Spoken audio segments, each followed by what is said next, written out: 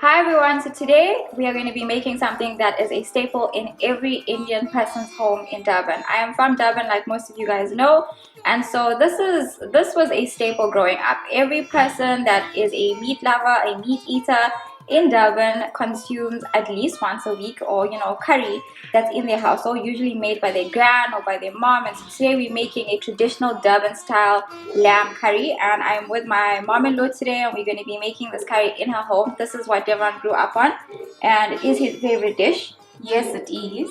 And so, who taught you how to make a traditional lamb curry? I've learned this from my mom, and it's been going on from generation to generation. Okay, awesome. So we're going to speak about the ingredients, which most of the stuff that you're going to be seeing here today can be purchased from a local Indian supermarket, or most of it's actually from, you can get it from Pick and Pay, from Woolies, but the spices you can get from local supermarkets. So let's talk about the ingredients that we're going to be using. Okay, so we're going to be making the lamb curry with lamb.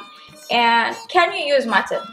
Yes, you can use mutton or lamb, whichever meat you desire. But mutton obviously takes longer. Yes, mutton will take longer than lamb. Okay, and we're using potatoes.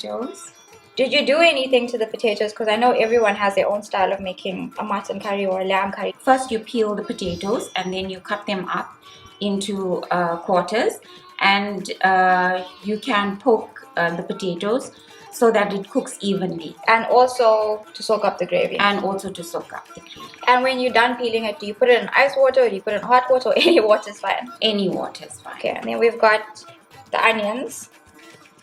And we've got some tomatoes. So the tomatoes, because I know a lot of people may not be able to get fresh tomatoes. Can you use tin tomatoes? Yes, you can use tin tomatoes. Can you use frozen tomatoes?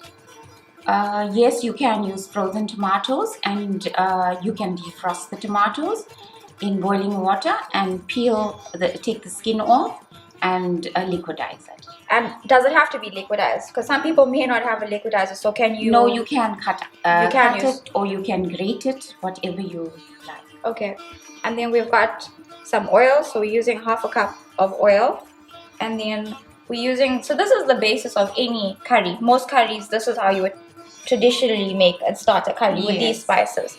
So we've got some curry leaves, some ginger and garlic.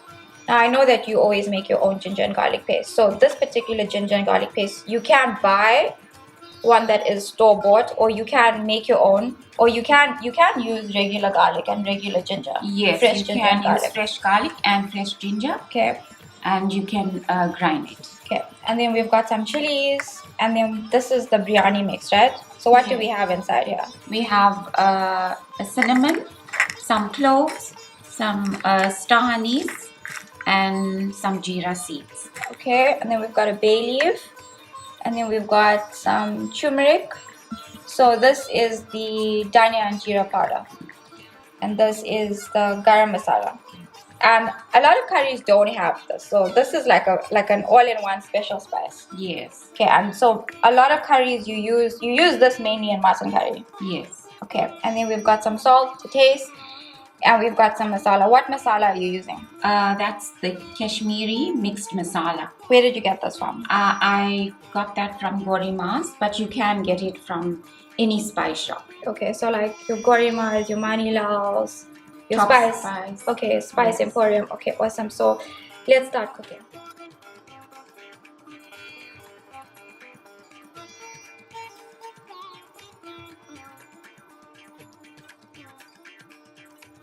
Okay, so first things first, you want to add in your oil to a heated pot. So pot that has been on the stove for a few minutes. You then want to add in your onions. So you want to add in your onions to the oil, and this is the basis of pretty much any curry that you can cook. If you are thinking of making a chicken curry or a lamb curry or a beef curry, you can follow these steps as well. So once your onions are actually starting to brown, you can then go in with your whole spices. And so these whole spices are your bay leaf, your star anise. You want to pop in your chilies as well, and then you want to sprinkle in your curry leaves. So This is going to give your kitchen a really nice aroma. Curry leaves is something that's truly wonderful to have in your fridge at any point in time, and you can use it for any curry that you would like to make. Next in, you want to go in with your ginger and garlic, and like we said, this is a homemade paste. You can get a ginger and garlic paste from Pick and Pay, Checkers, and I believe even Spa has it as well.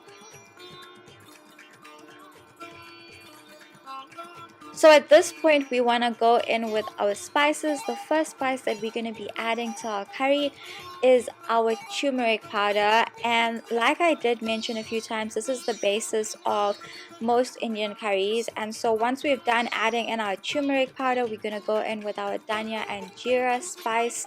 So we're going to add that in, and before we give it a mix up, we're going to add in our last spice, which is our Garam Masala. Garam Masala is a beautiful spice to have in your home. It's also a very distinct tasting spice. So this is a spice that goes into the lamb curry. We're gonna give that a nice coat. So we're gonna mix everything into the oil and let the oil become super fragrant. The oil has your onions, all your whole spices, and the basis of the spices that we added, and then we are going to add in our Kashmiri masala. So once we've added in our Kashmiri masala, we want the oil to be nicely fragrant, and we want the oil to basically be the basis of this curry before we actually throw in our tomatoes. You can get this spice, like I did mention, from a number of supermarkets or a number of spice shops, and the spice that you choose to use does not necessarily have to be the Kashmiri masala. You can use whatever you have in your home or whatever you find at an Indian supermarket that you prefer using.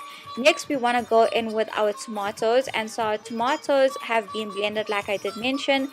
We're gonna mix this in, and ultimately this is the foundation of our curry. Being Indian, the one thing that you do learn when making a good curry is a good curry needs to have a really good taste and a really good color, and that is based on the masala that you use. So like I did mention, we are using the Kashmiri masala from Gorima's.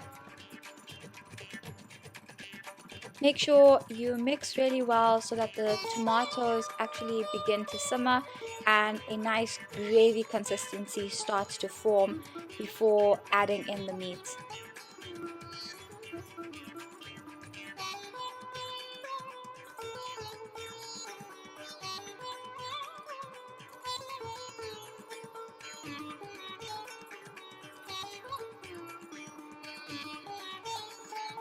Once the spices and the tomato mixture, shall I say gravy, has simmered for a few minutes, we are going to add in our lamb. And so you can gradually add in your lamb to the gravy mixture.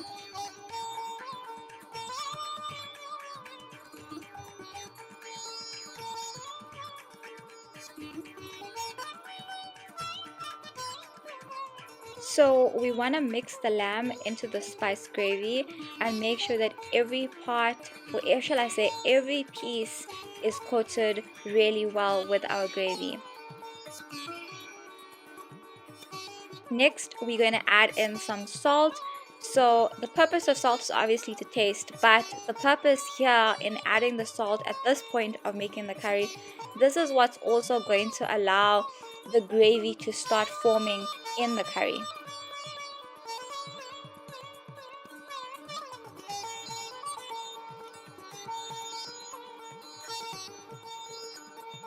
So once we're done mixing the curry really well, we want to close the pot with the lid, and we want the curry to actually simmer. And the whole purpose, or shall I say, the thing that I love about making a curry is it takes time. So the meat slowly has to simmer into the gravy. And from time to time, what you do want to do is pop the lid open and mix the curry really well, and you'll see the gravy from the curry, from the tomatoes and the spices are coating the meat. That meat is flavoring the gravy, and everything is soaking up really well.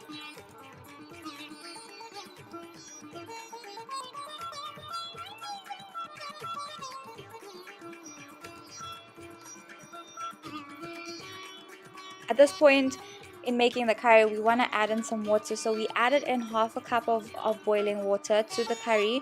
The reason why we're doing this is because we want to be able to create a nice gravy for the potatoes And also we don't want to add in the water just before we add in the potatoes. We want to add in the water to the curry so that the curry flavors the water that we've just added. So by the time you are ready to add in your potatoes are going into a really nice mutton gravy, shall I say. And so we're gonna mix well, and then we're gonna close this pot and we're gonna allow it to simmer as well.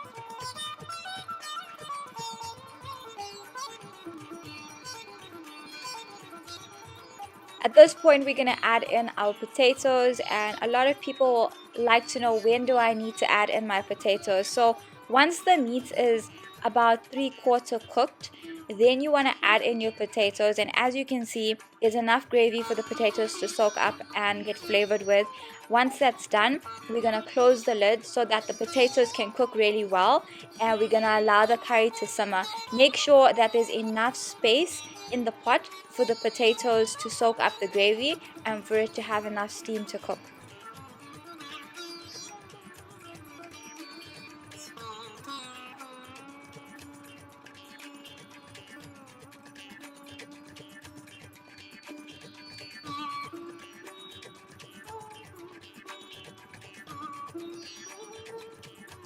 Once the curry is done cooking, you want to add, or shall I say, garnish the curry with a good amount of coriander. Coriander is just simply amazing when it comes to Asian cuisines, and it literally just seals up the curry with an amazing amount of flavor. So a little does go a long way. So you want to add in that coriander, and that's it, a beautiful Durban style yummy lamb curry.